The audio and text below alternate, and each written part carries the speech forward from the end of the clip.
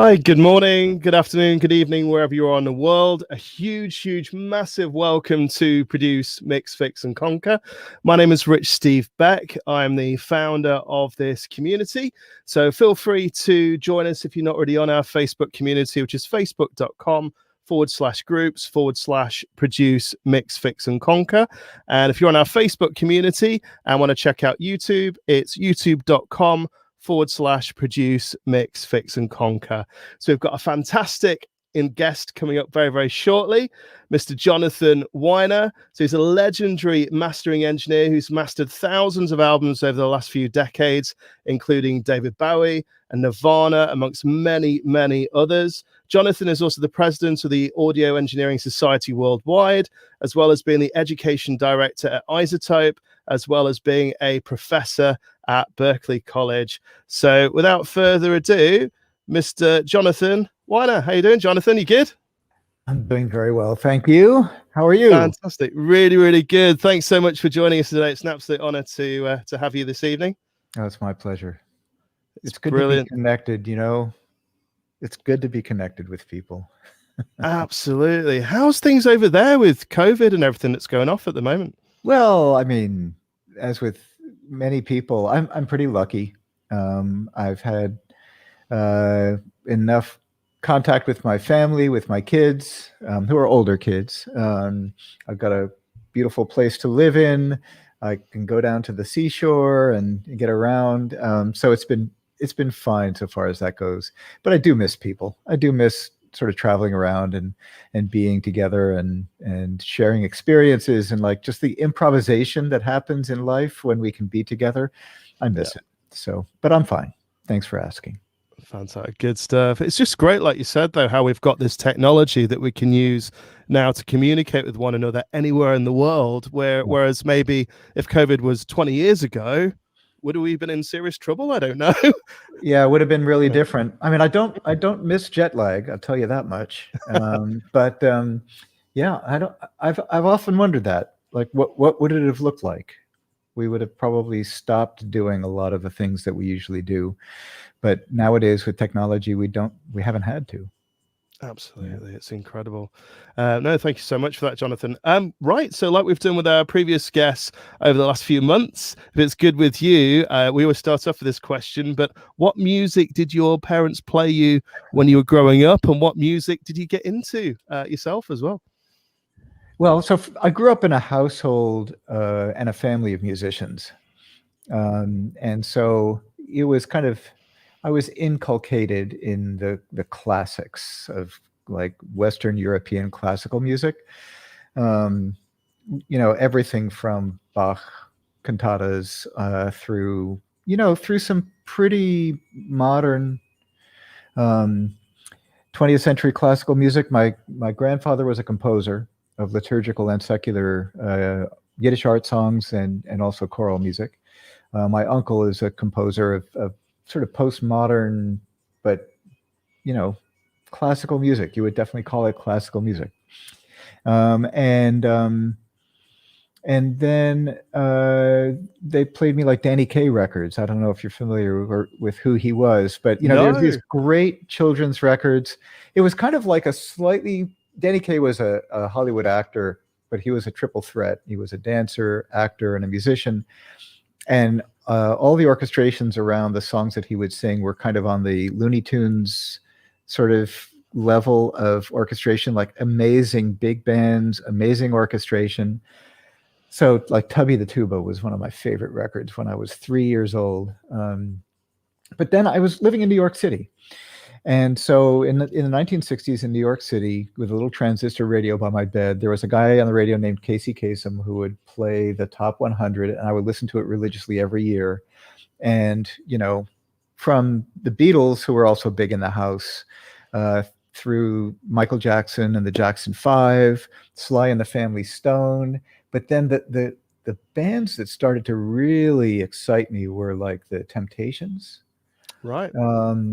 And, you know, there's a song called Psychedelic Shack. I don't know if you're familiar with that. If you haven't heard that, there's like wild sound design and this sort of like musical theater almost manifest in the sound. And when I heard music like that, that blew my mind. I was like, it seemed like the marriage of, just like crazy imagination with more traditional like song forms. It was accessible and yet it was out there at the same time. And I think that actually describes me. I'm accessible and yet I'm out there. That's awesome. Love that. So, for me, it was a real mashup of atonality, classics, and I'm sorry, is this thing?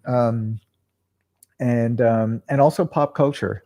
And we can sort of get into this later, but I think one of the reasons I gravitated towards and have enjoyed mastering is I'm not confined to a single genre. Yeah, I'm not like your rock guy or the funk guy or the jazz guy or the electronic guy or whatever. Yeah, I think I would get bored if I just sat in one musical part of the universe for too long. And mastering affords me the chance to explore all the corners of our world. Amazing. That's really, thanks so much for that, Jonathan. It's really interesting that you said that, because I've seen on various forums where people have said, oh, you should be genre specific maybe as a mastering engineer, because, then you can, be known for that particular genre. But like you said, there's such a palette of music out there that we can check out and learn. I think there are two things I'll say about that. One is they're not wrong. I mean, as a mastering engineer or a producer or a mixing engineer, you have to do a deep dive to understand what makes a genre work. Like what's at the heart of it that makes it work. Is it, the guitar sound and the way they envelop the vocal? Is it the visceral sense of dynamics that you get in a classical record? Is it the shimmer of the ride cymbal in a jazz? I mean, there are so many sort of specific qualities that you could attribute to a specific genre, and you need to understand that. You don't want to like make a classical record sound like a punk rock record, although some people do, and it might be interesting, but usually not. But the other thing I want to say is, if you work just in one genre, at some point that you're going to run out of that genre, and if you're like me, you're going to get bored after a period of time. But and so we have to be versatile, and you have to be open to sort of new kinds of expression and new musical ideas, I think, in order to keep it interesting. Otherwise, you sort of make the same record over and over again. Absolutely. That's amazing insight. Thanks for that. Do you feel that music at the minute, it almost seems like the 90s are coming back again? So we've already kind of had this era where the 80s are coming back, and now it seems to be like the 90s rock guitar seems to be creeping into the charts again. So do you reckon there will be brand new genres of music being developed, or do you reckon that the decades are just going to keep not regurgitating, but they keep, repeating themselves over and over and over again for the rest of time? Or I don't know. Well, the word that comes to my mind is globalization. So the sort of intersection of genres where, and we sort of have everything coming back all at once. It just depends on where you look. Mm-hmm. If you look, you could see that the 70s are coming back. If you look, you could see that the 80s are coming back, and that, suddenly there's a lot of gated reverb on everybody's snare drum over here, and so, and I think that there's just a lot of cross-pollination. So whether those are, we're looking at new genres, or we're looking at this sort of collaboration and melange of the musical vocabulary, because people are coming in contact with everything all at once. I'll let other people decide, but I think the one thing that is true is that you can't. Oh, there we go. See, that's going to happen for like 3 seconds every now and again. Okay. And now I'm back. That's fine. Thank you, Canon. But I don't think we're just going to be sitting in any single genre. I really don't. The cool thing is when you get people who break out of genres. I mean, it's kind of an obvious example, but you look at somebody like Billie Eilish. Mm-hmm. And I remember when I was hanging out with a friend of mine, Prince Charles Alexander, who's a wonderful producer and an educator, and he first heard it, and he was like, "This is what kids are listening to," but it was because it was so not what we thought everybody was listening to. Yeah. And what genre is that? It's that Billie Eilish record, right? Yeah, absolutely. So I guess, it's sort of my way of escaping having to answer the question. But I'm really interested in artists who are just singular, and they are themselves, and they don't really fit a genre. They're sort of a genre of one. Radiohead, Sting, Joni Mitchell, Major Lazer. I mean, it's like you recognize them. Yeah. Absolutely. And I think what's really interesting what you're saying there as well with Billie Eilish as well, that Phineas, it's almost like he broke a lot of the rules. So with that bass as well, how a lot of engineers there going, oh, that bass sounds, way too, I don't know how to describe it, but it's too much bass on there. Yeah, too bassy. Yeah, exactly.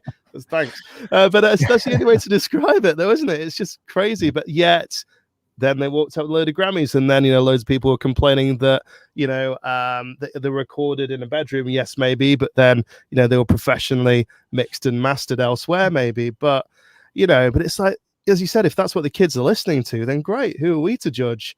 It's what it goes. That's right. I think it's contraindicated. I think it's damaging and harmful. I will say, the Billie Eilish record has so much low end that there are certain playback systems that I have where I can't listen to the record on them. Wow. Because it will cause them to break up. Yeah. And that's not neither here nor there, but it's just true. So sure. But they took risks and chances, and they made a record that artificial intelligence would never have made. Absolutely, indeed. That's a great shout. Thanks so much for that, Jonathan.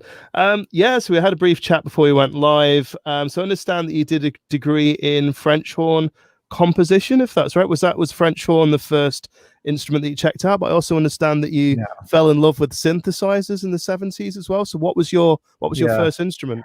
My first instrument, actually, I think I still have it behind me on the shelf. It's a wooden recorder, just like a little flute, that I started playing when I was 3, and then went to keyboard when I was 4, and then went to trumpet when I was, I did the typical thing where they sorted the girls and had them play flute and the boys played trumpet.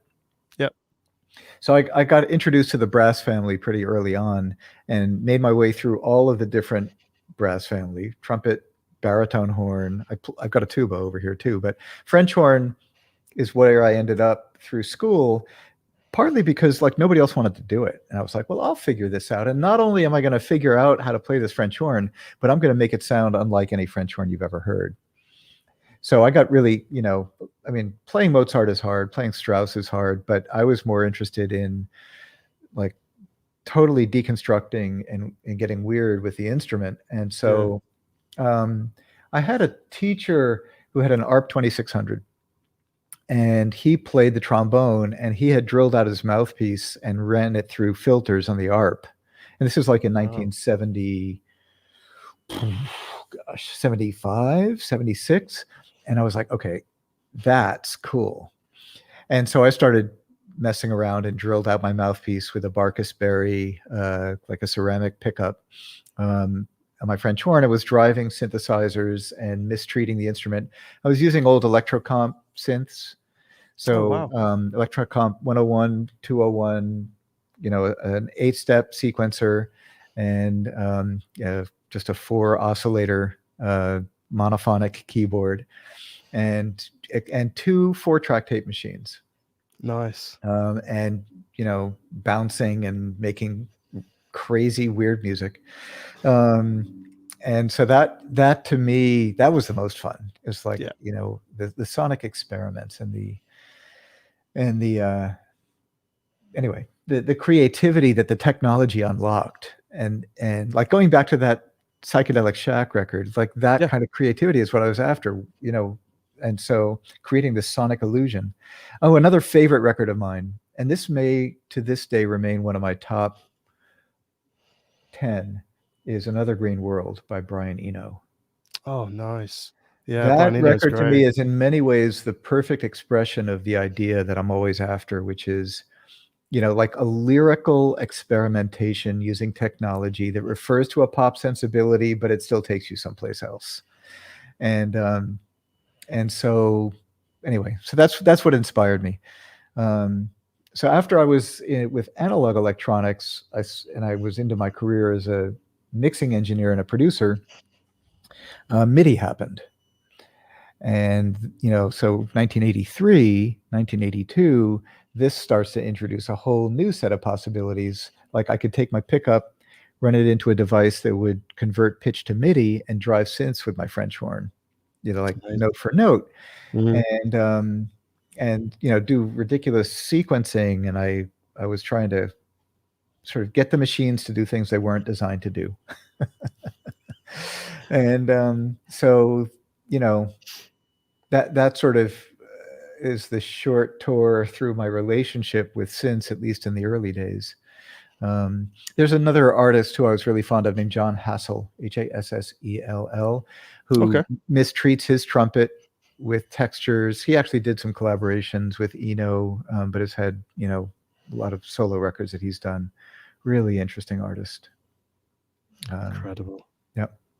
I suppose in the 80s, was it quite a surprise when Brian Eno worked with, I know that obviously Eno himself, is super famous, but also famous for working with U2. Was it a surprise to a lot of engineers when Eno started working with U2? I wonder. Oh, are we doing all right here? I just saw a little hiccup. Testing. StreamYard. Hopefully you can hear me. I'm pausing. As well. Are we back? Okay. We're back. We're live. We're good. Nice one. Thanks, Jonathan. Yeah, so it was surprising only because U2 was at a level in the pop world or in the rock world that was a little different. Eno was a member of Roxy Music in the 70s, and then he worked with the Talking Heads.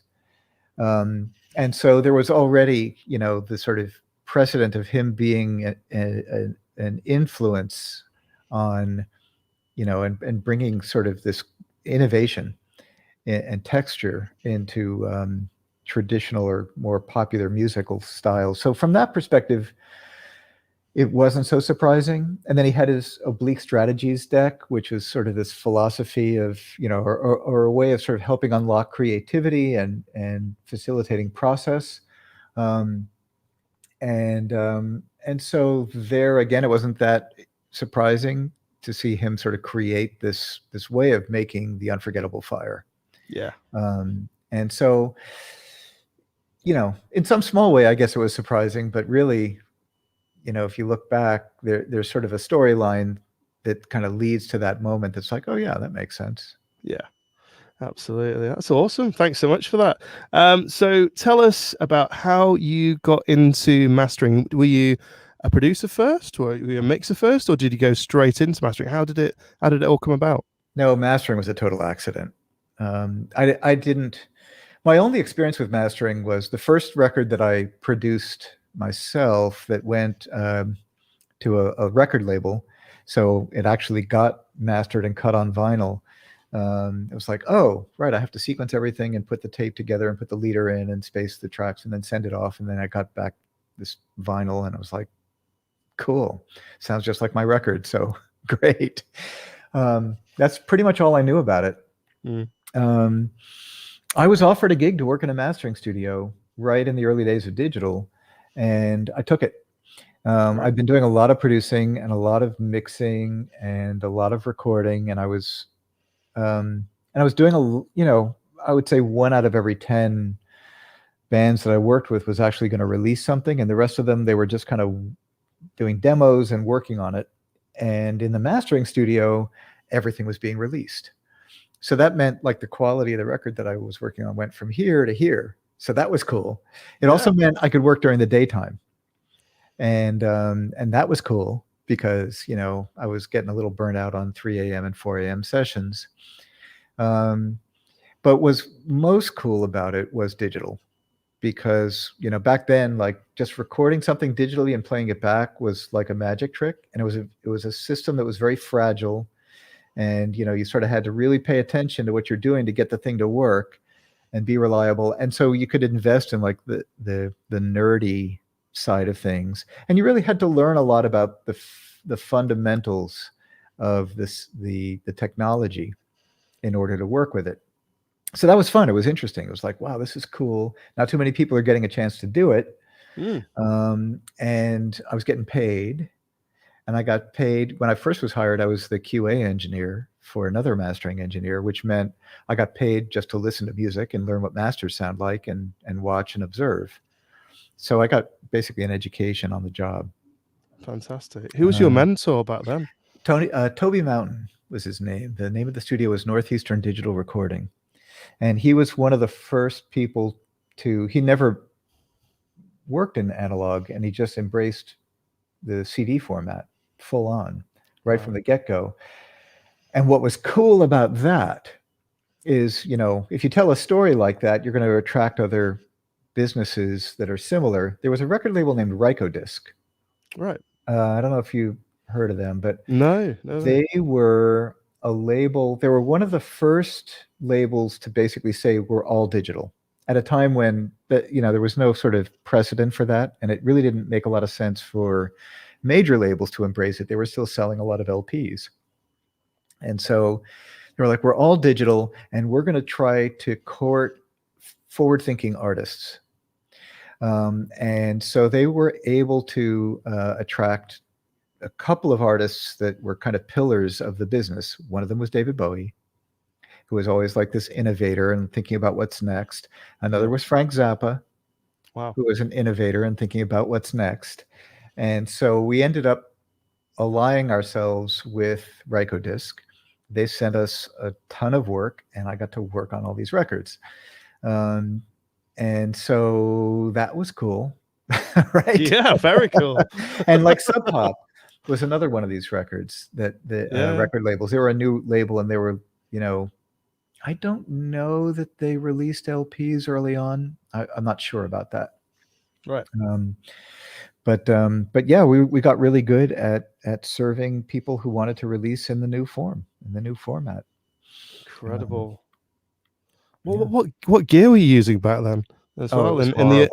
Really? It was horrible. I mean, yeah, because everything was still tape based.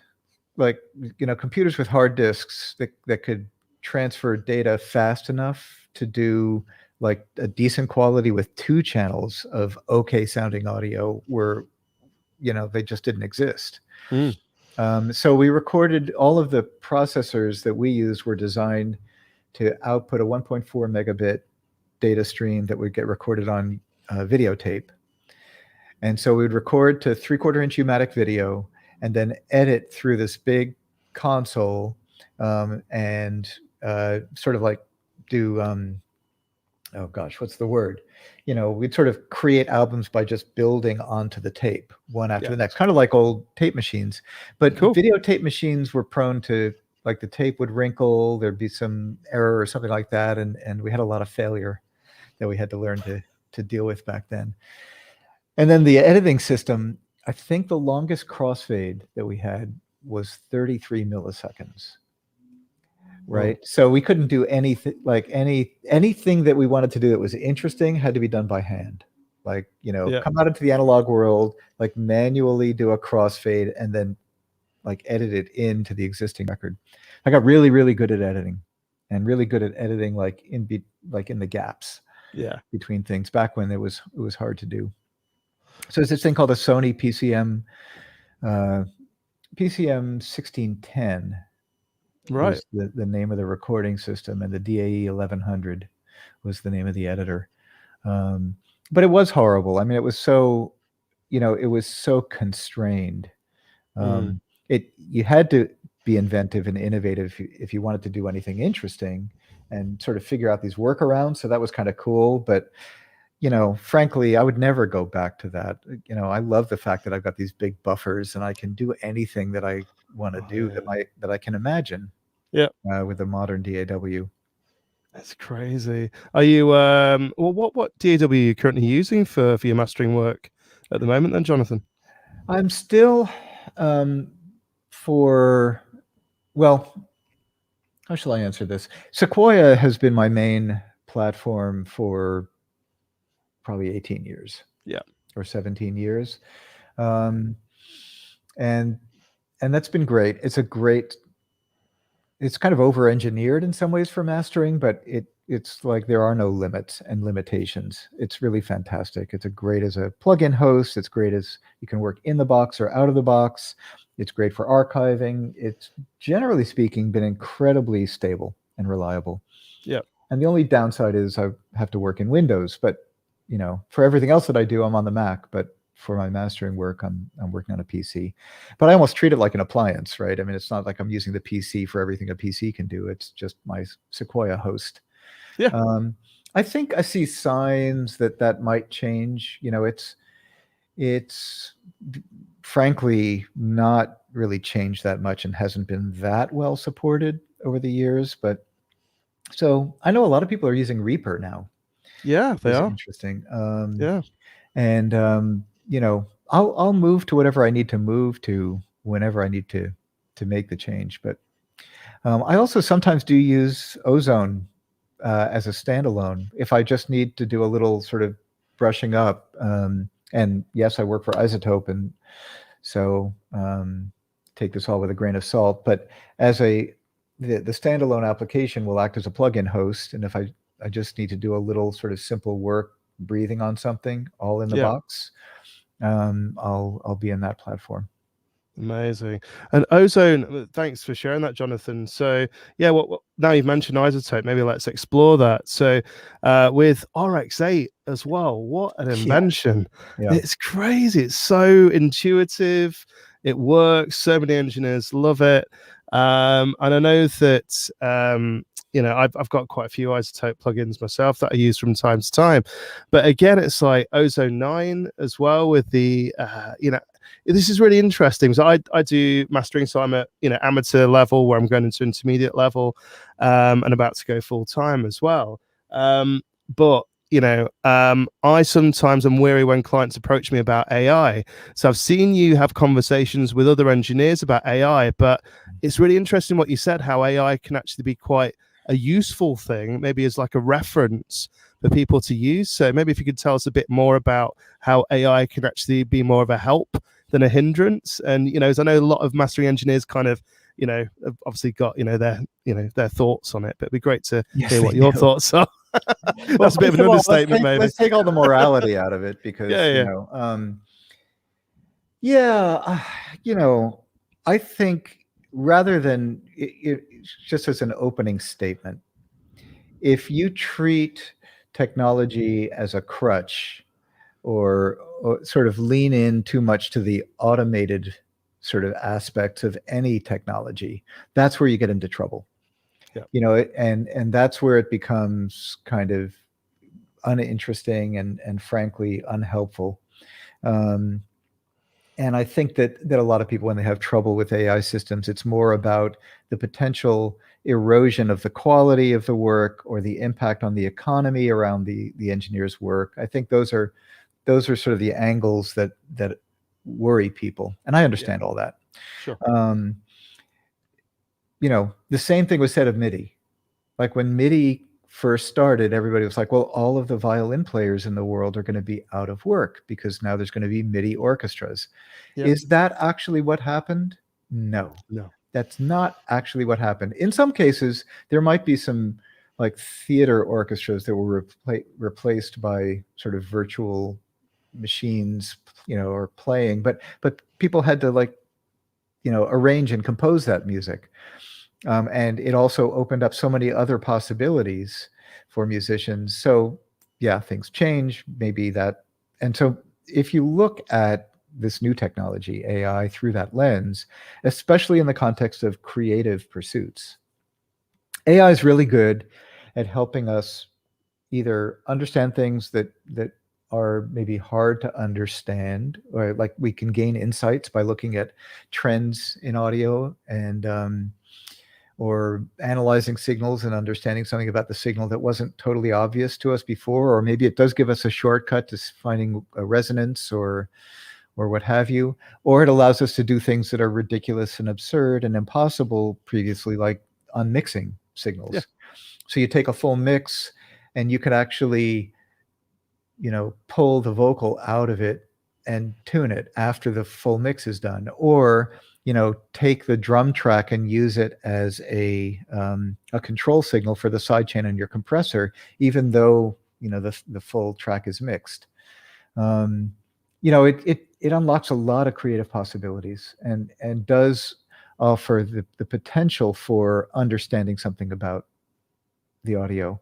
So in case people haven't seen the technology, I'll just give a quick description of one of the ways that this is true. So we built this thing called tonal balance control, and the idea of it is the following: if you look across 10,000 records that are made in a particular genre and measure the frequency distribution across the entire track and average it, and look at that, you might be in a position where you would begin to be able to see a distillation of frequency response, right? It's sort of an averaging of a best practice. Yeah.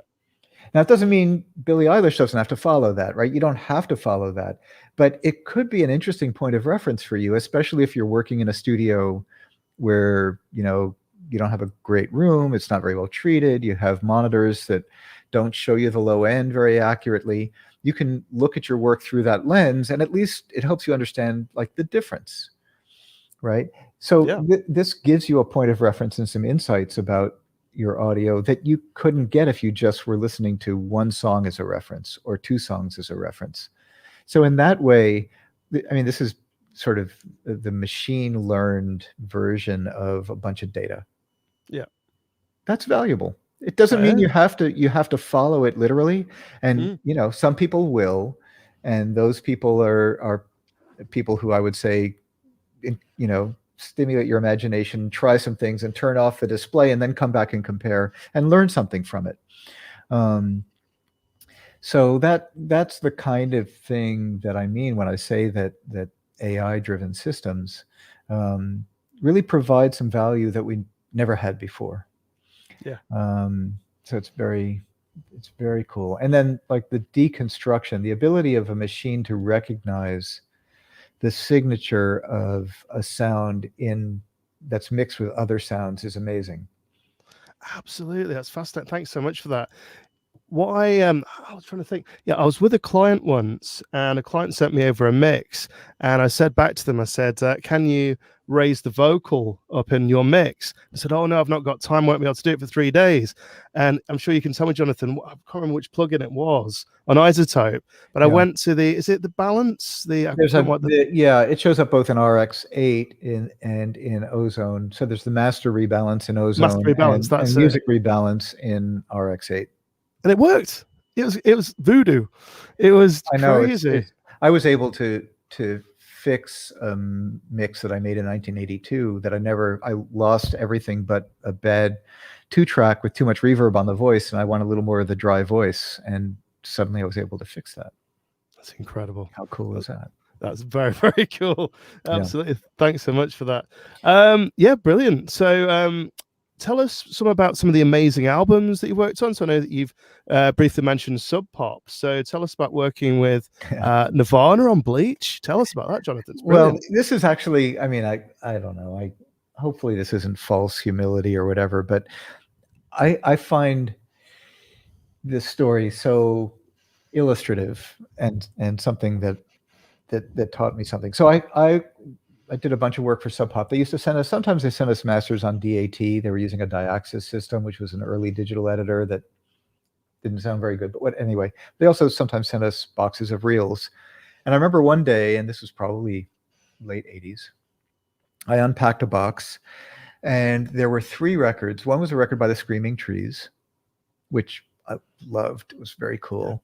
The other was a record by Mark Lanigan called The Winding Sheet, which sounded a little odd, but it was really interesting from a production standpoint. Really loved it. And then the third was this record by a band called Nirvana, and the name of the record was Bleach. And frankly, when I listened to it, I was like, they're okay.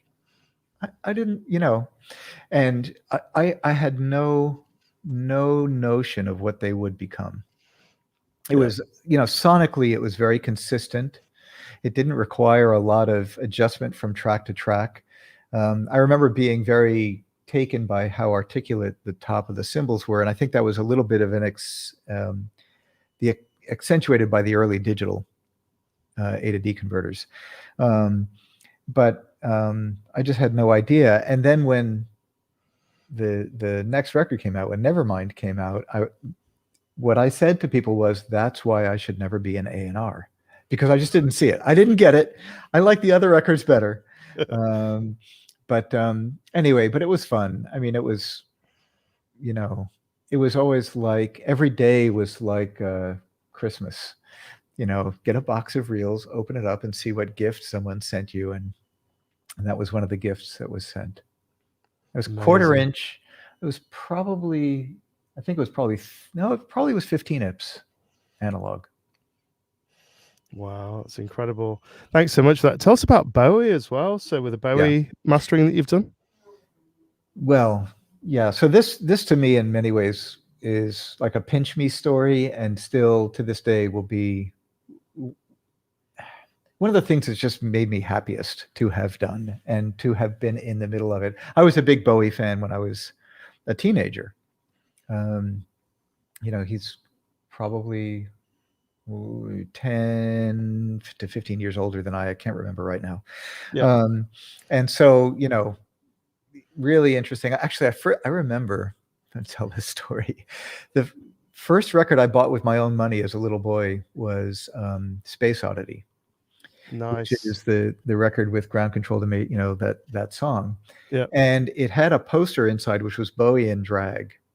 And I was probably 11 at the time. And the whole idea of drag and sort of gender identity for an 11-year-old boy felt like kryptonite. So I remember I hid the record in my closet because I was worried that my friends would see it. Sort of a interesting memory associated with David Bowie. So anyway, fast forward, David Bowie signs with Frico Disc. Yeah.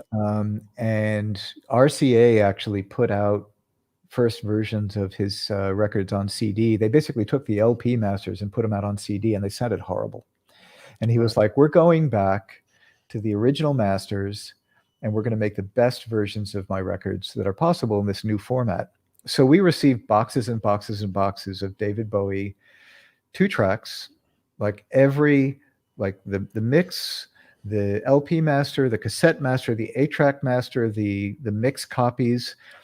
They hadn't all been stored perfectly well. So on occasion we had to borrow one track from this or one section of one track from this master and the rest of it from another. But we also had multi-tracks. And I went into the studio. It's like before we started the mastering project, the first step was, let's find out what's here. So we listened to everything and archived everything. And I was soloing up David Bowie vocals and listening to Hunky Dory is one of my favorite records. And, and there's a song called The Bewley Brothers at the end of that record where Bowie is just there smoking a cigarette. You can actually hear him inhale, in between lines. And his lips come off the cigarette. Probably there's enough compression so it, you get that, sound. And it was amazing. I mean, it felt like this intensely personal experience. And so archived everything. And then there was some stuff I went back and remixed. The David Live record, the issue was all my mixes. There were some bonus tracks that had never come out before that I ended up mixing. And then it was time to do the masters. And it was everything from The Man Who Sold the World and Space Oddity all the way through Scary Monsters. So I don't know if that's 13 records or something. And I never got tired of it. There we go again. Here we come back. Cool. I could listen to Ziggy Stardust another million times and never get tired of it. Yeah. Or Hunky Dory, or Diamond Dogs, or Young Americans, or, I mean, that's a rabbit hole that, you could spend a lifetime going down. It's just a genius, though, wasn't he? I love the fact that Bowie always evolved with every record, and how he evolved his music and how he evolved his look, like you said as well. It's just, I think he was ahead of the game, ahead of the time, and yeah. Well, yeah, it's interesting. Genius. You know, if you look at, I mean, he had so much failure before he sort of landed within himself, and a lot of his early music was garbage. I mean, it was just like, you know, I think he started with the idea that he wanted to sort of be in musical theater, and tried to sort of impose that aesthetic on pop music in a way that just rock music of the day that didn't work, and then suddenly it did. Yeah. But almost everything he did seemed to work, you know, until he got to, like, I mean, I think a lot of people would say that like Blue Jean in the mid 80s was probably his least successful record. It was the follow-up to Let's Dance. Yeah. And it was like the label said, we got to get something else out to capitalize on it. And, you know, even though I still enjoyed it because, you know, I'm just a fan. Absolutely. But then he went super noisy with, as we interviewed Tim Palmer. Tin Machine. Tin Machine, yeah. That was really interesting to have a chat with Reeves Gabrels. And Reeves was in that band. And that was an interesting move. Yeah. Completely different. But again, you know, reinventing something new and going somewhere else. It's great. Tell us more about some of the other projects that you've worked on that you've enjoyed over the years. I know there's a vast catalogue with your discography, Jonathan, but yeah, just a couple that you've enjoyed over the years. You said maybe the most recent work you've done as well. Sure. Okay. Let's see. Well, so first of all, I'll just call out one of my favorite records that I've had a chance to work on, and is I'm Was Stupid by Amy Mann. She is a miraculous songwriter, and John Bryan is a miraculous producer, and that record is a study in guitar tone. If you want to like take a rollicking romp through like a million different sort of nuanced types of guitar sounds, listen to that record. But you know, lyrically, it's just delicious. It was mixed by Jack Puig. There was some work that I had to do to kind of spruce that record up. There was one track on there that was her after she was Until Tuesday. It was kind of one of her other hits, which was a collaboration with Squeeze, with Difford and Tilbrook, called "That's Just What You Are," and that was on that record too. But it's just a wonderful, wonderful, wonderful record, and I felt so proud to be associated with it. Yeah. You know, just with that quality of music making, and felt, you know, sort of humble and fortunate. Like somehow it imbues me with a quality that I don't possess innately, and I'm just grateful for that. Yeah, you know, when people ask me about, you know, the favorite record I've worked on or whatever, I mean, it's easy for me to pull those up, and the Nirvana record up. And there are a lot of weird records I've worked on that were from like the Snake Finger catalog and the Residents, and a lot of weird stuff. But for me, it's always like, what's the most recent thing that I have done that's really challenged me, and I've learned something from it, and I've enjoyed the collaboration and come away feeling all the richer. So the most recent example was a record for a man named Danilo Perez, which he runs the Global Jazz Institute at Berkeley. And it is a record, it's called, I think the English translation is Chrysalis. Right. Chrysalida is the Spanish word. And it is about how we're emerging as a species. It's got a very spiritual underpinning, and there's a lot of improvisation and collaboration among like musicians that possess a facility that, you know, again, I am humble in the face of this. And he's got the ears of a bat. Like he can hear everything, and you make some little changes like, yeah, I got that. You did, and he'll tell you what you did. So it's the kind of person that, you know, he's got a vision. He presents you with it and says, help me, but don't screw it up. Yeah. Right. But I trust you. And I was like, oh boy. And so I loved working on that record with him. And I just got done working on the 30th anniversary soundtrack for Sega of Sonic the Hedgehog. Amazing. You know, it's like it's cool. It's great. I learned stuff. It's always interesting. Always an adventure. Absolutely. Well, talking about technology as well, so maybe that leads us on to technology, but it's a big thing at the minute, Dolby Atmos. And I know your friend, the amazing Sylvia Massey, was interviewed by Zane Lowe recently about this as well.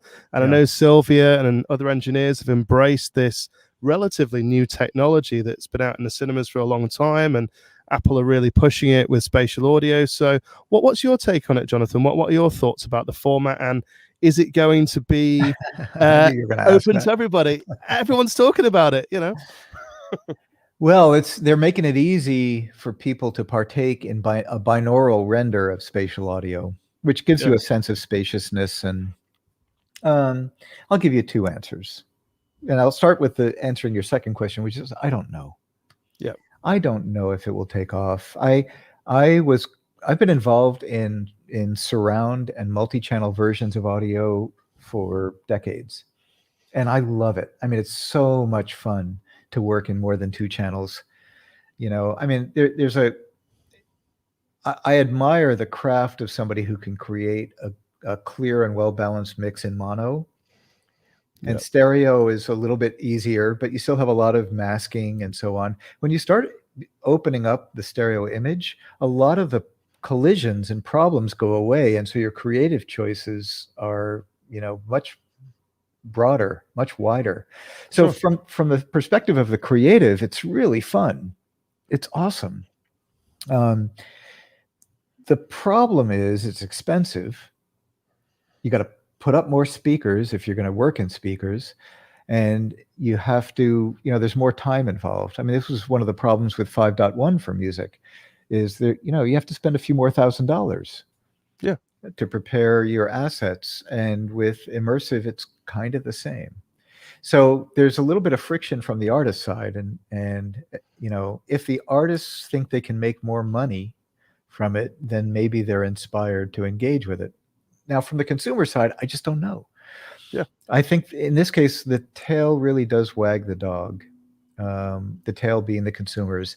If their tail is wagging and they're happy for it, the dog will do the thing. Yeah. Right. But the tail says. But unless and until we discover what the real appetite is, I'm sort of holding my fire in terms of making a full leap into the technology. But Sylvia's having a great time with it. Universal is making the investment in creating content for it. Apple has gotten behind it. Netflix, obviously on the theatrical side, it makes a ton of sense. Sure. Or for fixed installations, like you go to a museum with a sound installation and you can do stuff in spatial audio, it's like made for that.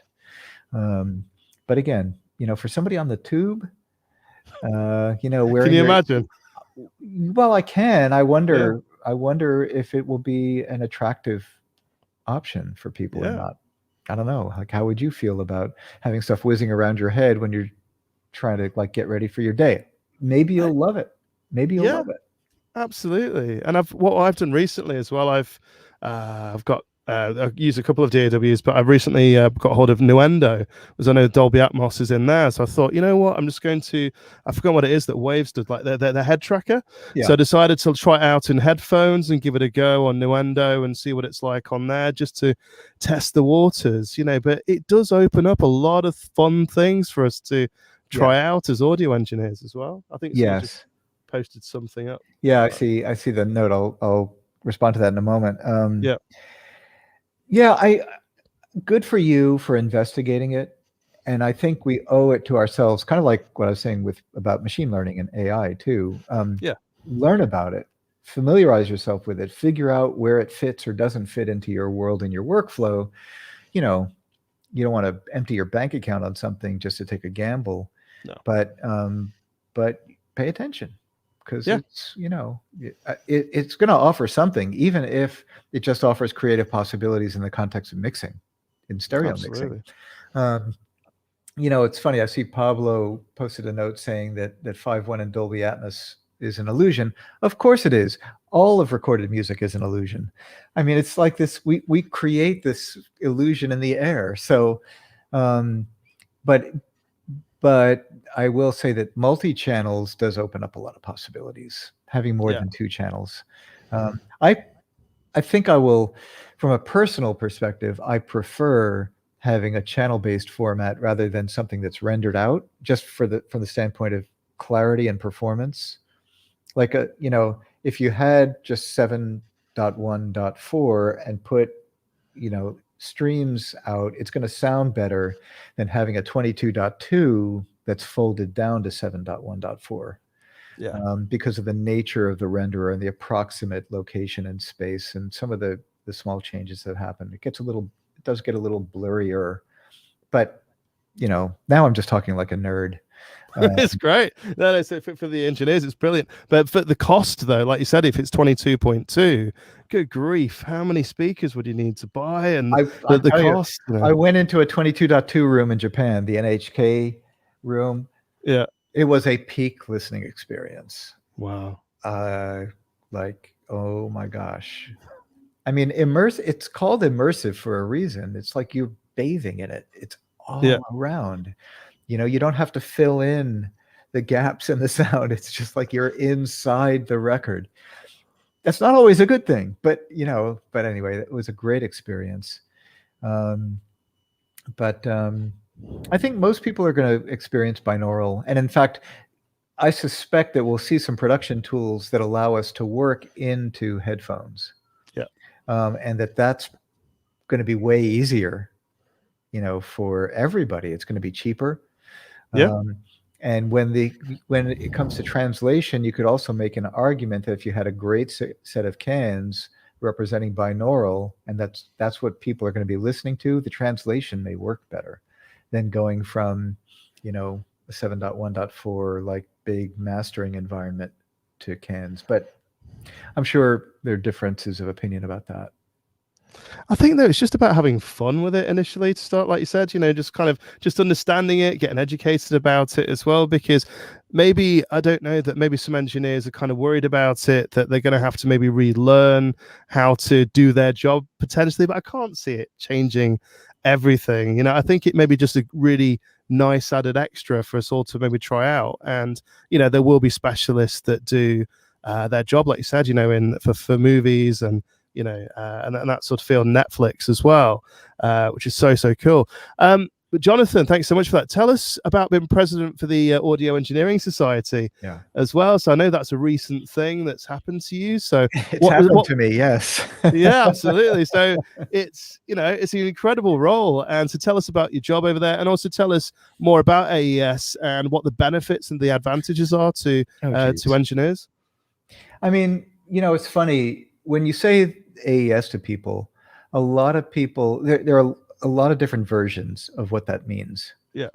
And I was certainly, when I first joined AES, which was 35 years ago, for me, it was, there was kind of a profile building thing, because it's an organization that had a certain status associated with it. And I knew that there were people who were important, who were part of AES. And I was like, well, I want to be important. So, let's try this. And I discovered along the way all of the things that were actually inside AES. And the more the sort of stars in my eyes faded, the more I saw the substance of what is in AES. Some people think of the AES convention. Yep. Some people think of the history and the fact that it goes, back 73 years at this point, and all of the audio inventions that sort of have shown up. Some people think about the journal and the research that happens there. Some people think about the educational assets that are on the website. Some people think about the technical committees that help to drive standards, like what's in your AES 67, which is underneath your Dante system. And then you put it all together and you realize it's all of that. Yeah. So it is a sort of full 360 experience of audio that includes networking, it includes education, it includes like getting together with people and who share your passion for audio.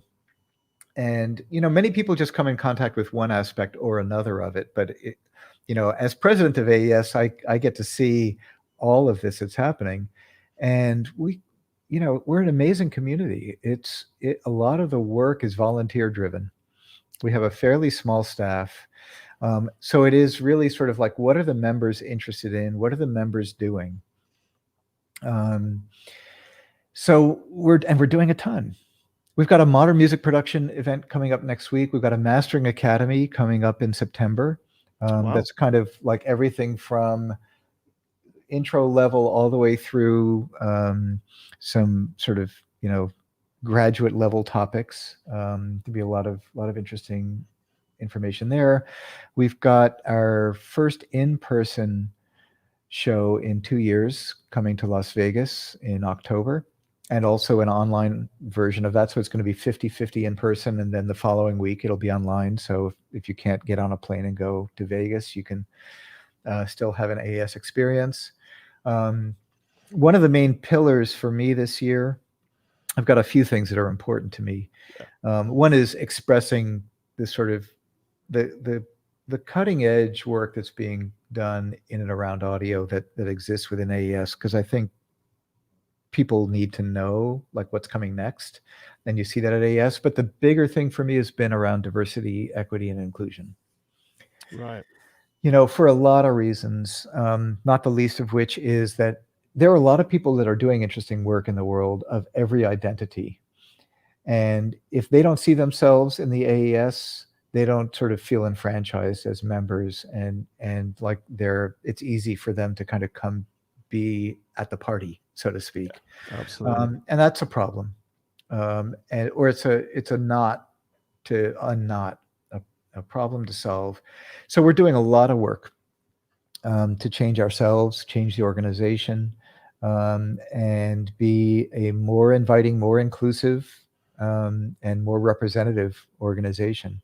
So this is me, an old white guy, saying this out loud, but it's funny, like going back to like the 1960s in New York. I mean, I grew up at a time where it was sort of the last wave of civil rights movements and change. And I grew up in that culture, and that's always been part of like what should be happening in the world. And it feels like we're in a next wave of this. Yeah. And so that's something I'm really committed to in and around AES, and also with Isotope. Yeah. It's something I spent a lot of time on. So it's really cool. I'm really honored to represent the membership, and we've got our executive director and our staff are amazing. Colleen Harper, who's the ED, she's not an audio person, but she's a great leader. And we've got a great board of directors who I enjoy working with very much. So fantastic. Yeah, and it just means I'm not bored. Yeah. Absolutely. There's a lot of meetings. No, indeed, absolutely too right.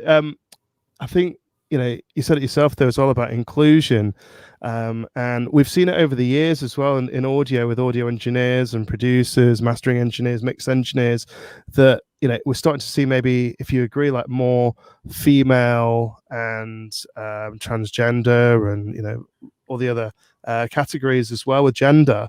And I think it's beautiful, the fact there's now a palette of different genders now as well in music and in audio. But we still need to see more change, though, don't we? We still need to see more, for example, more ladies in audio, because there doesn't seem to be as many. Or do you reckon that's now changing? Do you reckon there are now more ladies coming into audio compared to how it used to be? Or it was a very male environment, wasn't it, before, for many years? I mean, you could say that about many, many disciplines, but we had our own particular version of that in audio.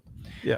It wasn't just a technology issue, but it had this layer of this sort of production environment and ethos and power. And, for artists, the artist side of the equation, the people who were the decision makers were generally male. So even if you were a female artist, you were very vulnerable to, the sort of the power and what decisions were going to be made about your life and what the expectations.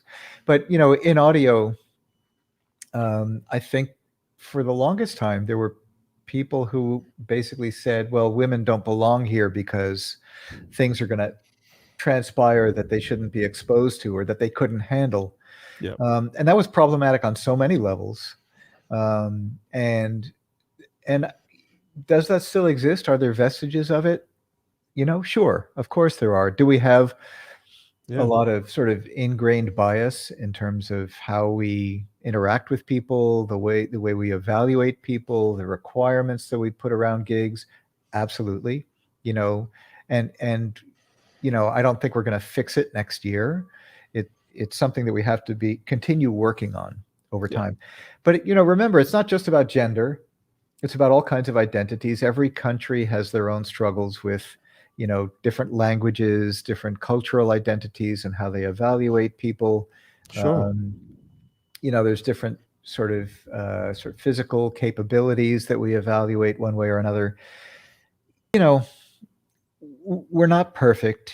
We are not going to solve the problem 100%, but I think it's important to me that we continue to improve and improve ourselves and look at ourselves and understand our role in this. So for me, the word ally is the thing to embrace. Like, how can I be helpful? Definitely.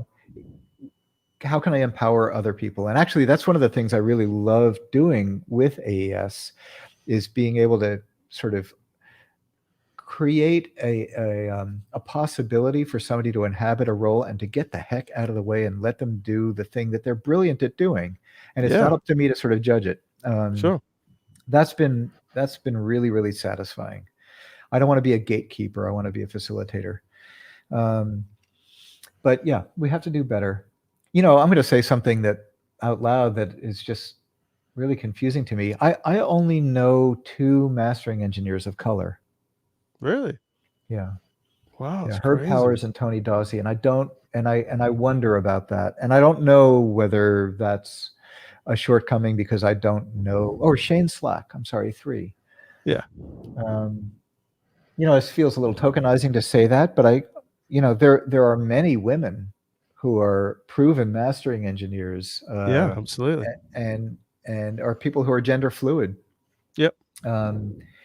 So I think, to your question, I think it's easier to see the issues with gender and in some ways to interact with them, because there's a kind of a privilege that still comes with the sort of Caucasian identity that facilitates a conversation around gender that doesn't exist in other kinds of conversations around equity.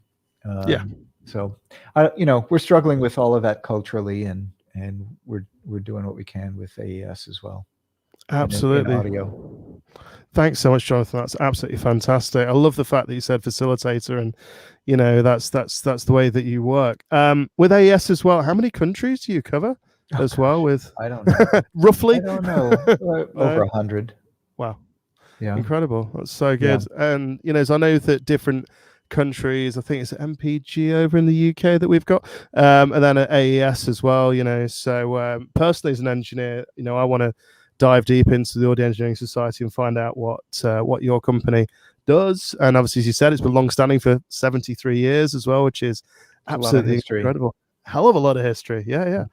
Absolutely fantastic. So tell us as well about being an educator. So you work for Berkeley College as a professor. So how long have you been in education for? And this is actually really interesting. The reason I come to education is that I like to understand stuff and I'm curious. Yeah. And I discovered pretty early on, actually, I got a job teaching right after I was a student at a short form audio program. And I thought, well, this is great. I can keep learning, but the best way to learn something is to try to teach it to someone. Yeah. And so I've been an educator on and off since 1983. And it wasn't really my mother was an art teacher, but it was never my goal to be an educator. I like being helpful. I like understanding stuff. I like exploring stuff. And so that's really what brings me to it. And yeah, I get paid to do it, and that's a good thing too. Sure. But yeah, it's just been a thread. I left education to a large extent from like 1985 until about 2006. Yeah. And I've come back to it more, and I do it also with iZotope. But for me, it really is sort of an extension of the work, the production work. Trying to understand things, trying to communicate them. We educate our clients, right, about Sure. what we're doing, about what needs to happen. I mean, it's a different conversation, but I think that job of being an educator and a facilitator is something that lives a little bit also in the heart of what goes on in the studio. Yeah. So yeah, so it really feels married and integrated into all my other job titles. When I look at all the job titles, I think, well, that's ridiculous. That's too many jobs. But then when I sort of pull it apart, it's like, it really is sort of one thing. Yeah. Absolutely. That's incredible. So when you're holding a class as well, how many people are you usually when you have a physical class? How many people do you usually have in the lecture hall with you? Yeah, so I don't have to do anything that even comes close to a lecture. In the sort of audio fundamentals, it's 12. Yeah. But in the higher level classes, the maximum population is 8. Right. Yeah. Wow. That's incredible. Yeah, and that's about right. It's not so many people that you can't sort of focus on each individual. You feel like you can get sort of into an in-depth conversation with them. I do have some online classes. I've written classes specifically for the Berklee Online platform, and that's a different experience. You can't be in the same room at the same time and say, you hear that? You can't like point at the speakers and know 100% that people are experiencing the same thing you are. Absolutely. But it's all pretty small. I've done some talks for rooms full of hundreds of people, and that's so much harder.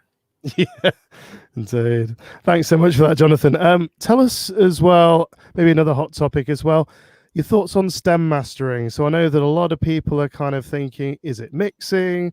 Is it mastering? What are your thoughts on stem mastering? Yeah.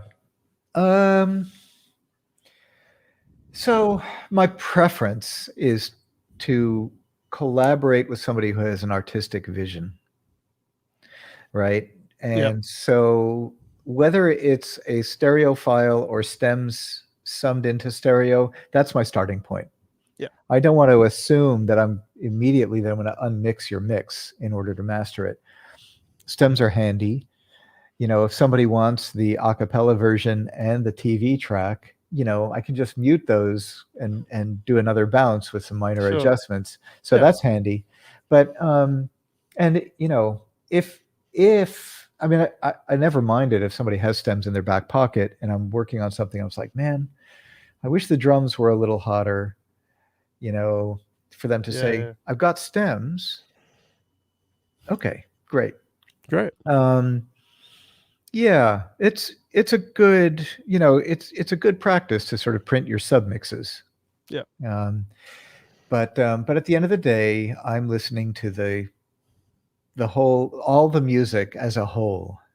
And that's my preference to approach it that way. Fantastic. That's amazing. Thanks so much for that. When you're doing mastering as well, what converter do you currently enjoy at the minute? Are you using some outboard gear as well as using plugins? Are you hybrid? How do you tend to work with your? It depends on the project. Okay. Yeah, I'm sort of more and more in the box. There are things I enjoy about it on many levels, no pun intended. But I do have some favorite pieces of outboard. Probably my most favorite is my speakers. Yeah. As far as converters, the merging technologies, converters are fantastic. They're really my go-tos. The Bricasti the D to A converters are pretty amazing, but I don't own them. And I haven't made that leap, and I probably won't, although now that I've said it, Brian, Casey, if you're listening. Anyway, but webcam utility, we're back. I really, really love the SPL high voltage gear. when I'm working analog, having all that headroom in the analog domain, and that low noise floor is a joy. I think people underappreciate the influence that the noise floor has, whether it's in their listening environment, because when your noise floor comes up, you make different choices. Yeah. Your work gets brighter as your noise floor comes up. And people don't connect those things. It's not just about frequency response in your speakers. It's actually about ambient noise. And what was the other thing I was, gosh, there's another thought. It's gone now. But I will say that there's also another thing that happens when you're working in DSP. Yep. Every time you change something with an EQ, a compressor, a limiter, it adds just a little bit of noise, a little distortion. And, if it's just a little bit associated with one process, you're probably not going to hear it. It's fine. Sure. But in the box, you can stack, 50 EQs if you want to, and you can do that. We couldn't do that before with know. So, but it's easy to then accumulate enough noise so that everything ends up getting bright. But you're not thinking about that. You're just making little changes. And I think that this is something that it doesn't happen with outboard so much, because generally speaking, you're doing less. Yeah. When you're working with outboard. And I think there's something to be learned from that. It's like you can get more by doing less. And that's not just like a slogan. It actually, I think, has a technical foundation to it in terms of what is actually happening. Oh yeah, so I was talking about the influence of noise. Sure. Hearing the depth. I remember walking into Sterling Sound, and then it apart from being in an anechoic chamber, Greg Calby's room might have been one of the rooms that had the lowest noise floor I've ever experienced in real life. And when you play music in there, it's like when you walk into a building that has a long corridor and you can see all the way to the end of it. Wow. And it's like, it's that sort of experience, that level of detail. Yeah. And as you accumulate noise, it's almost like somebody puts like a little fog. You can't see all the way down to the end of it anymore. That changes your experience of the music and changes your decisions. So low noise, the SPL stuff is great. I've got my old Sontec EQ. I love it. I've got a Requisite L2M, which is an opto limiter that has just a beautiful harmonic excitation to it that I really enjoy. But I'm less and less in love with gear, and more in love with music. And there's a lot of ways of getting to the sound that you're after. It's not really about the gear. Indeed, and that's so great. Thanks, Jonathan. As I've spoken to quite a few engineers over the last few months doing these amazing interviews with pros like yourself, and the amounts of engineers I've spoke to, they've got racks and racks of gear behind them, and they go, "Well, I'm in the box." It's like, really? It's like you find out that they're in the box of mixing and mastering, and they tend to maybe use that gear predominantly for recording artists. Yeah. For using it with all the the mics, the mic pre's, and for coloration, going in, recording the artist. But then once they've got the stems or the tracks, whatever, then they tend to be predominantly in the box. And it's really interesting that you say that it's more clean as well. Yeah, completely. Well, it really is. Cool. It is, and it's repeatable, and it's cheaper, and it's greener. Yeah. Right? Like it uses less current, so it's better for the environment. I mean, there are many good things about working in the box. You pointed to the one thing that's still like analog and fun, which is microphones and mic pre's. Yeah. Oh, absolutely. And I've got great fun. I've got a bunch of mics that I haven't had occasion to use recently, but actually there's a modern big band record that I'm going to be working on hopefully next January if we can all get together, and I'll get to pull out my Microtech FL 92.1s and some of my favorite paintbrushes and use them on the recording. Fantastic. That's so cool. Amazing. Thanks so much for that. That's brilliant. So you mentioned speakers as well, Jonathan. So what speakers do you enjoy using when you're mastering and mixing? For mastering, I've got a relationship with Dunleavy SC5s, which goes way back, and I've also used PMCs and ATCs are both excellent. They're very different, but the Dunleavys are their crossovers allow me to hear things in the transients and in the depth of field that I think has kind of been unmatched in any other speakers that I've used for my work. I've also got some Egglestons at home, and I love them. But that's what I use. Fantastic. For mixing. There are a lot of great mix speakers. Yeah, absolutely. And I think what's thanks so much for that. I think what's really interesting at the minute there is yourself being an educator, kids haven't got the money to be able to shell out to buy these incredible speakers that you use on a daily. Yet with headphone technology now as well, kids can at least learn how to mix and how to master. But do you reckon it's achievable getting a decent master using predominantly just headphones and maybe a DAC and that's it? Is it achievable, or do you need a room these days? It's interesting. I mean, so when I started mixing, I was mixing on NS10s, which are interesting, but to my way of thinking, some of the worst speakers ever made. And my records got heard and my bands got signed. And so, I think it's entirely possible to make great music and great records and stay curious and learn and get better and improve. What happens for most of us, I mean, I'm not sure what your studio looks like, but my guess is that 10 years ago or 15 years ago, it didn't look like it looks now. You start in one place and you learn and you get better. And at some point you hit the wall. It's like, my work isn't getting any better. Why is that? Maybe it's because I can't hear well enough in my room. Maybe because it's my speakers aren't good enough. Oh, hey, I've been successful and I've got an extra 2,000 pounds in my bank account that I can dedicate to the upgrade. So there's this like gradual, I think, upgrading that happens that matches our evolution.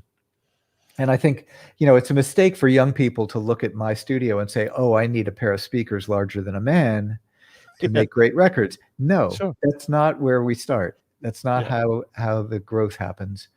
So I think, there's kind of an organic evolution that should happen over time. And when you can't afford the thing and you can be stupid and spend the money on the stuff even when you don't have to, there was one instance where I ended up having to make a leap. I remember I was working on a record. It wasn't Amy Mann's record. It was a record by a woman named Jen Trinan, and the record came in on half-inch tape. Played it back on my ATR 102, which is what it was mixed to, and I was working on it, trying to get it to sound good. And I got a phone call from somebody who has designed, it was Keith Johnson, who had designed an A to D converter called the Pacific Microsonics. Oh, right. Wow. And it was like a $10,000 converter. And this is before, these days that sounds like a lot of money. Then it was stupid money.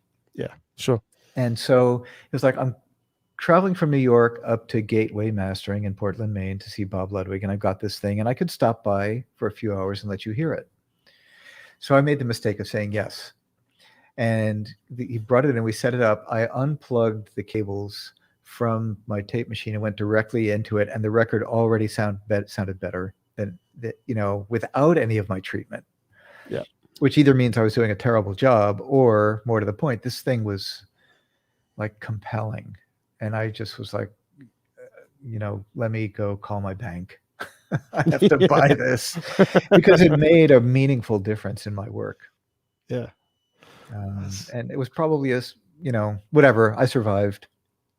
And well, I'm moving to a new commercial space in end of July, early August, so I've got to learn a whole new room you know, in the middle of Manchester, where I'm from, where I live, and super exciting, right in the middle of the city. But again, it's a whole new room, and you know, I've got to measure the room. I've got to use, you know, lots of different measuring tools to make sure I, you know, get it as close as I can to my ears, and obviously a budget for a new pair of speakers. So I've got to learn a new pair of speakers as well. So it's super fun. It's great fun doing it, but yeah, a lot of guesswork. But and I've been told as well, if you get a new pair of speakers, you've got to, you know, play them for a good month or two before the speakers start to sound good. I don't know how much truth there is in that. Depends on the monitor and amps. Some of them require burn-in, some don't.